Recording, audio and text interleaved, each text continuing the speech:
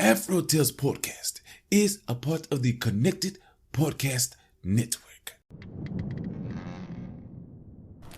Chef. Yes, Glio. Don't you love how we get to share our stories and recipes?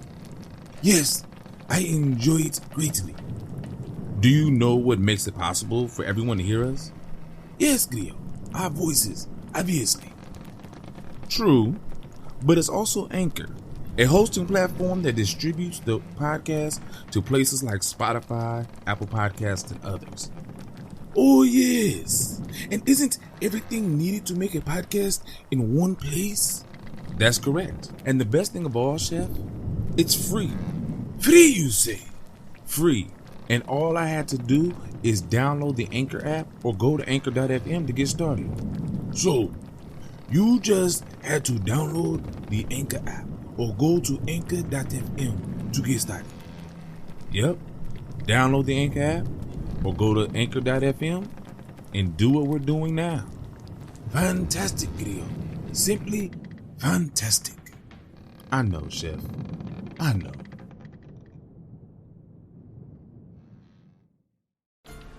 Ahoy, my friend, and welcome aboard the AfroTales Podcast, a ship that will carry us from location to location, exploring the tales that grew from the African diaspora in the Americas and the Caribbean. I am Aman Mazinga, your teller of yarns. As we head out, a particular yarn for each location will be spun.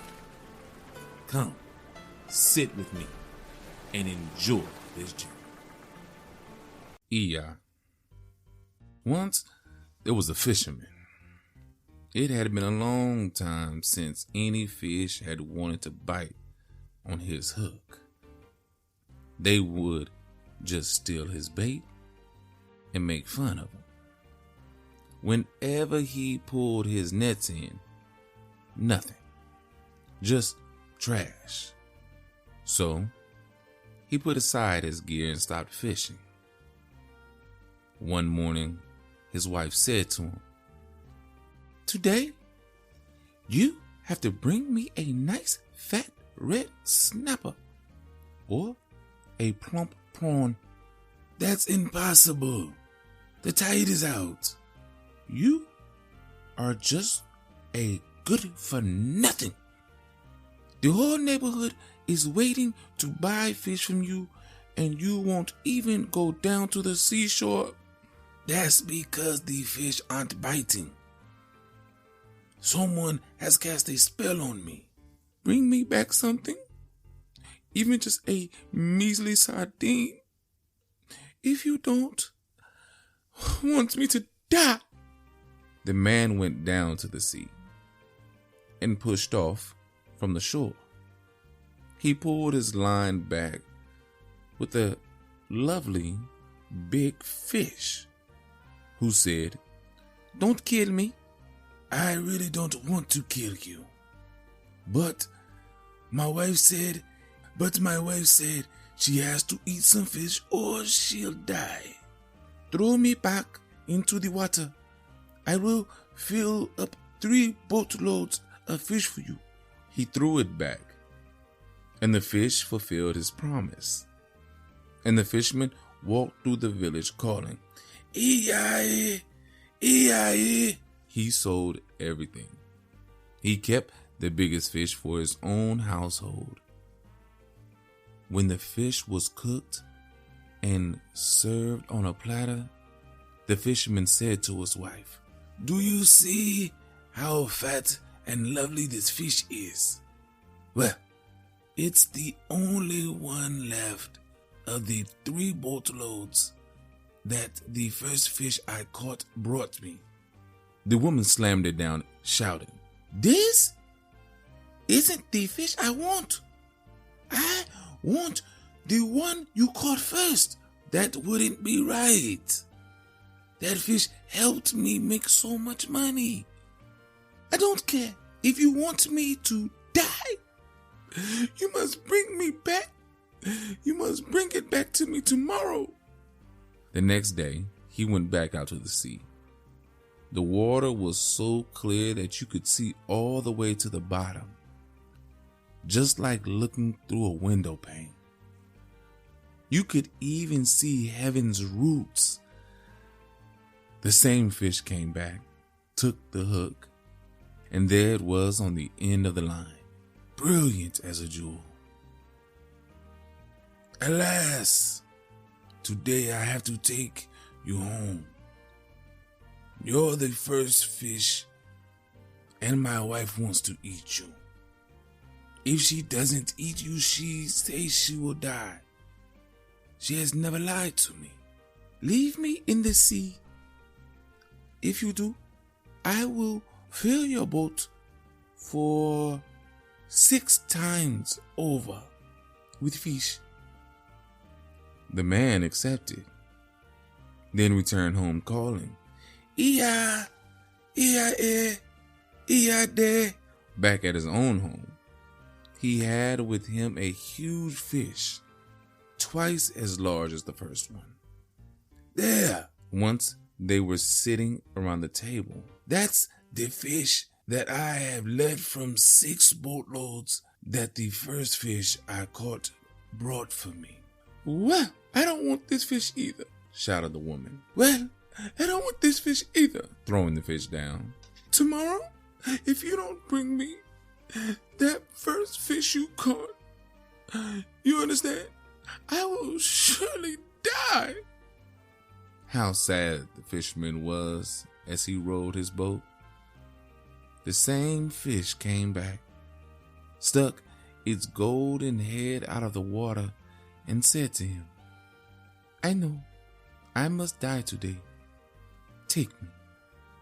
But when you are back home, plant my gills at the front of the obi, the coconut tree. Give my entrails to your dog, Ayabe Kumbele, and have the mare eat my tail. I will. 3 days later, the woman who had eaten Iya gave birth to 3 sons. The dogs had 3 puppies. The mare had 3 colts. The 3 boys stood up and said to their mother, Ayamai, then ran out and went straight to the coconut tree. There, they dug up 3 lances. They went to the dog and took her 3 puppies, to the mare and took her 3 colts. Then they went back to their mother and began to dance around her, waving their lances, chanting, Ayambe kumbale kome, abe kune, alambe kumbele koma, abe kunkune. And off they ran into the forest. Now, in Africa, so says the old man, the names of those 3 are Tegwa, Kainde, and Oduo. 3 great men. The end. So I'm not gonna lie, this story bothered me. And it bothered me because of the wife more than anything, you know. Her husband's a hardworking man. You know, he's a fisherman. You know, he goes out there every day, tries to catch the fish. He's a fit. I guess what they used to call them fishmongers. He sells fish. He catches fish. He sells fish. That's his job. If there's nothing out there, I can understand him wanting to come home, take a break, take a few days off, take some time away, maybe think about something else, because you're not catching anything, you know. And the fact that he was willing to say, hey, I need to take a step back and think this over and try something different. And all she could say is, no, get out there and go back to doing what you was doing. It's like, come on, babe, you know. Give me a second, because the job ain't bringing in no money. You know what I mean? And I understand her. I understand her pushing her husband. Don't get me wrong. I don't think I'm not understanding that. That's not my problem with her pushing her husband. That's not it. Because he goes back out there and he gets a magic fish. And I'm just happy for the man, because what better way to come up than to have a magic fish, And this particular story, I know there's I want to say a Nigerian tale. Well, actually, you know what? I'm saying that, yes, this is part of a Nigerian tale, because the language you see me or you hear me speak at the end is actually considered Igbo, at least according to translator. It's Igbo, so there you go. But in the Nigerian tale, it's the same thing. He goes out and finds a fish, and his wife just like, I want this, I want that. But in this particular story, she's like, I just want the fish. I want to eat that fish. Ma'am, no. The fish is giving us more fish to make money. Why are you trying to eat the fish? And you talk about you're gonna die if you don't eat the magic fish? Like, really? Oh, I feel so bad for the fisherman and the fish. Like we could literally be doing this for the rest of our lives, bro. Like, the fisherman probably like, I could literally just go out there, catch him, or just go see him. He gonna give me all the fish I need, and we gonna be good for the rest of our lives. But wifey like, nah, nah, I want to eat that fish. But then the fish comes up with a plan, says, look, I'm gonna help you one last time. Don't even worry about it. And he tells him what to do. And you get the fairy tale aspect, the three boys, the three lances, the three colts, and the three dogs. And then first of all, these are little boys, and they come ready back in the house, and they dancing and singing and everything, like to the mom, like, yo, and then we out of here. And I really want to know what happened next. Like, like this. What y'all gonna do? Because y'all became good men or great men. What y'all gonna do? But I like that. I like that. And there's people out there in real life. Like, you go out there and you find your blessing, and your significant other or somebody close to you is like, I want the blessing too. I want it for myself. But they don't know how to utilize it right. You know what I mean? And so they go and abuse the blessing, and then neither one of you guys have it. Or you get one last thing out of it, and hopefully, it's a blessing that'll transcend, everything you need. Because you get somebody, you put somebody on, and they mess it up. They mess it up for you, and that's not right. And hopefully, sometimes you got to keep, your blessings to yourself. Don't tell, because if you didn't tell her that it was a magic fish that put them on, she would have never known. Sometimes you got to keep your blessings to yourself. Sometimes you can't let people know your source. Sometimes you can. And you got to know who you can let know. But everybody can't know, because some people gonna mistreat it, and it's gonna kill it off. It's like, But anyway, thank you for coming on this journey with me. And as always, go see the chef, because he has a wonderful, he told me, a Cuban fish dish for you guys this week. He's proud of it. So go see him. And after you see him, and even before you see him, as always, have a blessed day.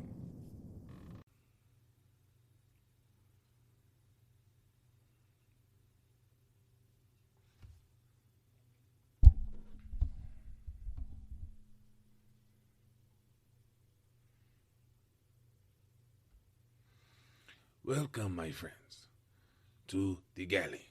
I am your chef, and today we shall make a wonderful dish, sea bass, the Cuban style. Yes. So, today you will need just a few things. One thing for sure is 4 to 6 ounces of filet sea bass.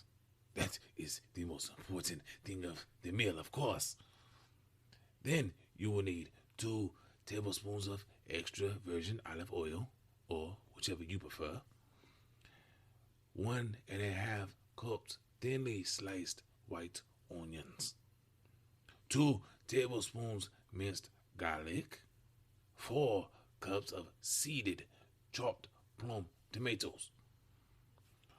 1.5 cups dry white wine. Oh, I love dry wine. 2/3 a cup of sliced stuffed.